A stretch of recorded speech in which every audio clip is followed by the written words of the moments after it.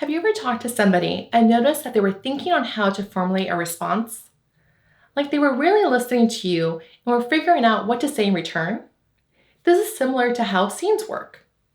Processing users' input and constructing a prompt involves things like logic, evaluating conditions, seeing what data you have, and to manage all of these elements, you use scenes.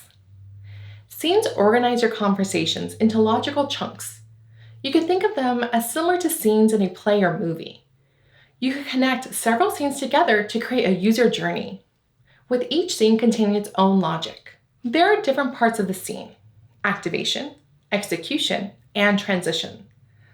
Let's go over these concepts, and then a deeper dive. Scenes are activated through scene transitions. This can happen during an intent match event or conditional events. After activation, a scene executes within a well-defined lifecycle, which includes stages like conditioning checking, slot filling, input consumption, and prompt generation. A scene executes in a loop until it meets some transition criteria that you define. You can cause transitions to happen for things like slot filling completing, an intent being matched, and more.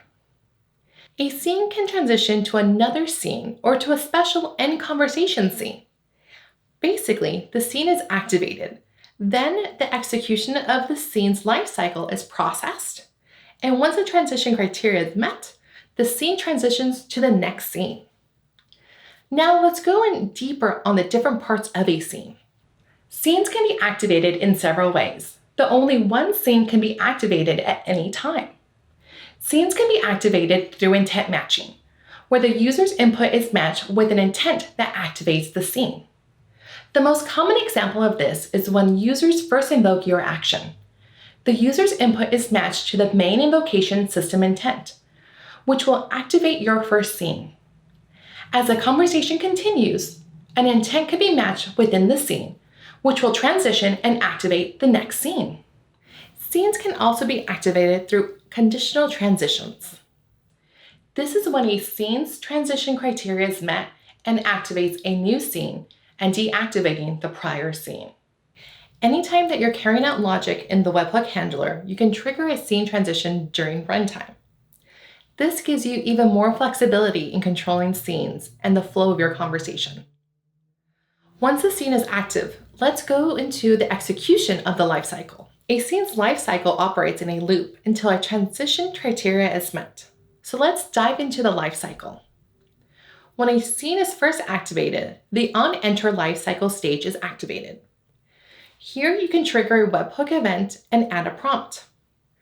Prompts are added to the prompt queue. The prompt queue will be delivered to the user later in the lifecycle, and the onEnter is only activated once and is not part of the loop. The next stage is where conditions are evaluated. Conditions are defined by you, and when a condition is met, it can trigger a webhook event, add a prompt to the prompt queue, and can have a transition, which will end this execution's lifecycle. If there isn't a transition, the next stage is slot filling. Slot filling is a way to get particular data from the user. You could think of it like filling a form. If a scene has a slot that has not been filled, the slot can trigger a webhook event and add a prompt to the prompt queue. If there's more than one slot that needs to be filled, only the first is processed. After slots, the next stage is prompts.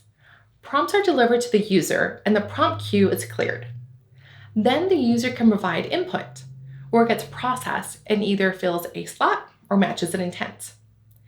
If the input filled the slot, then the scene execution goes back to evaluate conditions and continues the loop. If an intent is matched, it can trigger a webhook event and add a prompt to the prompt queue. Note that the intent can be a systems intent, global intent, as well as a scene's custom intent. If your intent match doesn't define a transition, it goes back to the conditions and continues the loop. If the intent match does define a transition, the scene transitions to the specific scene taken along the prompt queue. The last section is transitions. Transitions are when you move from one scene to another. From the prior example, you can have a transition to a new scene during an intent match. You can also have transitions when certain conditions are met. These transitions can go to another scene as well as to system scenes. System scenes are built in and are provided by the assistant. These scenes are items like end conversation, account linking, and more. You might have noticed that there are multiple places in a scene where you can trigger a webhook event, add a prompt, and transition to different scenes. This flexibility allows you to design conversations to fit your use case, from a one-shot action, to a multi-turn action, to a multi-invocation action. Check out our best practices to see different ways you can configure your conversation model using scenes. And of course, to learn more on scenes, check out the docs for requirements and details. Join our dev community on Reddit, where you can chat with other Actions on Google devs and stay up to date by following us on Twitter. I'm Jessica.